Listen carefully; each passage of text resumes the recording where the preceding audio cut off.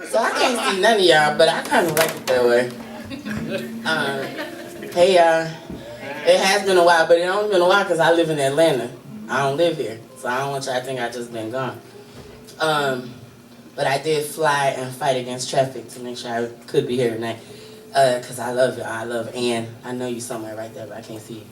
I love Barking Legs and like,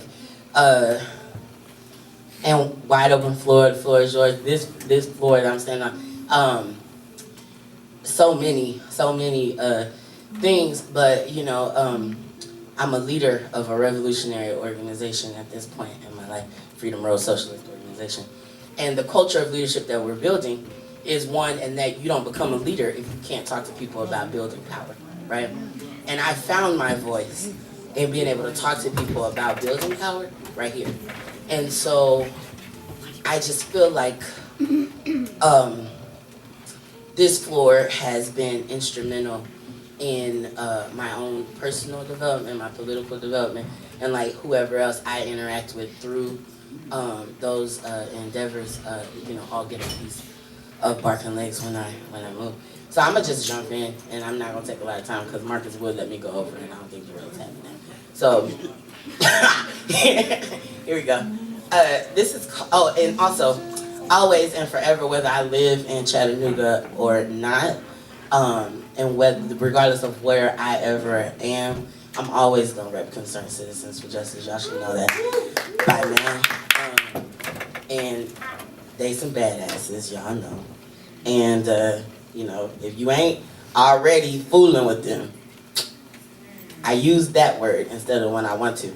But if you're not fooling with them and you're not working with them, this is the chance. This is the time. Trump is in office, so I'm just saying. Don't say I didn't tell you. So this is called 33. Also I wanted to say this. Actually, Lord said this thing that poetry is not a luxury, and so you know, and there's a whole like paper about that you could go into on your own. But like I always have felt, since I have been able to be blessed to be on this stage, that I could not just only use poetry as a way to like entertain, but that also it has to be used as a way to educate and motivate folks to fight back against the oppressions that we face. So you're not about to get a whole bunch of artistry from me in this moment. It's about to be political. And that's not to say art is not political, but whatever. Here you go. 33. 33 years ago, almost to the date, the Chattanooga Police Department killed Wadey Suttles. Despite many years, organizations, and campaigns fought, there's been no justice served to his family that survived him. Wadey Suttles was a son, a vet, and a loving father. The officers responsible for his death were never charged or convicted of any wrongdoing.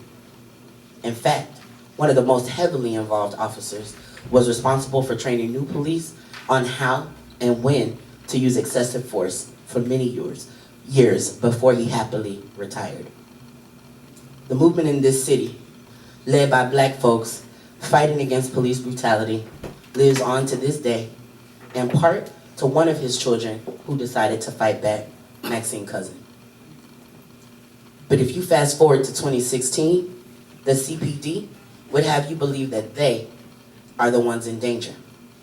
That there is a such thing as a blue life, and that there's an organized group of people who believe that blue lives don't matter. But the truth is that Wadey Suttles and the at least 70 other people killed by the Chattanooga Police Department since the 1980s did not apply to be black or poor. They did not get to hang those identities up when they clocked out at the end of the day. They were not paid a salary, nor did they receive benefits to be black. And coincidentally, their lives did not matter, and in fact, most of their deaths didn't either. Javario Eagle was shot and killed by 6 officers employed by the Chattanooga Police Department on December 12, 2015, in front of his 4-year-old daughter, 15 minutes after calling for help. Every single officer involved was cleared of any wrongdoing or allegations. Every single officer. The entire system of policing is corrupt. And we have yelled at the top of our lungs for years that it is more than just a few bad apples. There have been a plethora of different police chiefs and mayors whose platforms were going to change how police interacted with black and poor folks in this city. Promises have been made, negotiations drawn up. A few more black people get new jobs or positions in local government with every administration. But in the last 33 years, the results remain the same.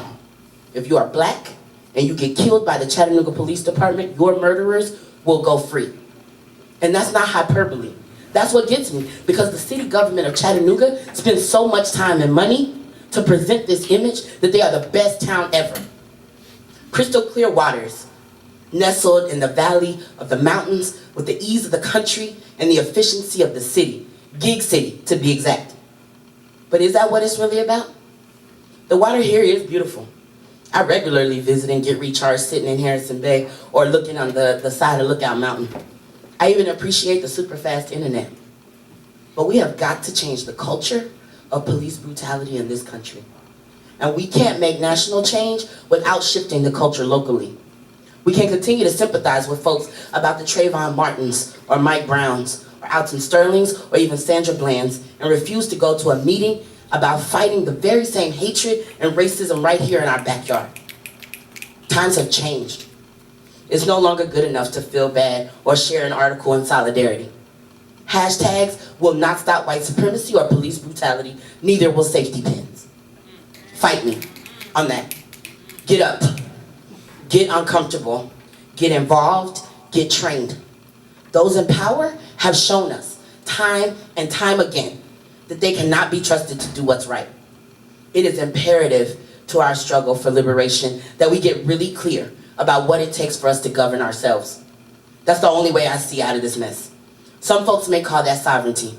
Other folks will call it self-determination. There are even a small group of us who will call it independent political power. They say you can't go home again. For some folks, it's because they outgrew the place. For other folks, the home no longer exists. Tonight, as we talk about going home, I challenge all of us to think of those 70 or so folks killed by the Chattanooga Police Department who will never get to go home again on this side. And then think about what it says about the value of their lives, that no one has been held responsible for the atrocious acts of hate and carelessness enacted upon them. And then you tell me whose life matters.